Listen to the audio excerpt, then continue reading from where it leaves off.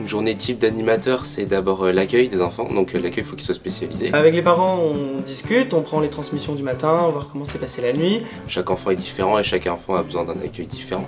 Les enfants arrivent avec leur humeur du matin, avec leurs envies, on doit s'adapter. Il y a 2 grosses activités, on va dire, dans la journée, une le matin et une l'après-midi. On essaie de varier le plus possible les activités. Entre les deux, la pause déjeuner et juste après la pause déjeuner, le temps calme.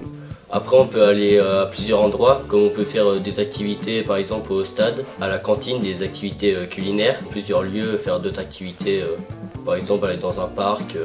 Et après l'activité de l'après-midi aussi, le goûter et le temps d'arriver les familles. Là on échange sur le fonctionnement, comment se passe la journée, au moment où le parent vient récupérer son enfant le soir. Non. Non. Non, pas du tout. Il y a des moments de jeu, mais il y a aussi des moments où il faut préparer. Pour pouvoir passer des bons moments, on a beaucoup de préparation. De la préparation derrière pour tous les grands jeux, les activités qu'on propose. Il y a des moments où il faut assurer la surveillance et laisser les temps libres aux enfants pour qu'ils puissent eux-mêmes s'amuser. Mais il y a aussi les moments où il faut pouvoir les occuper parce que généralement ils sont là de 9h à 17h et ils s'occuperont jamais tout seuls tout le long. Donc il faut pouvoir proposer des jeux, dynamiser la journée.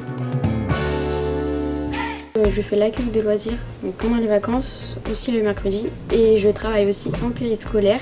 Le matin, la pause méridienne et le soir. Tu peux quand même prendre des vacances, mais normalement un animateur il travaille pendant les vacances. Pas du tout. Alors quand on n'est pas en présence des enfants, il y a beaucoup de préparation, les activités se préparent, l'organisation.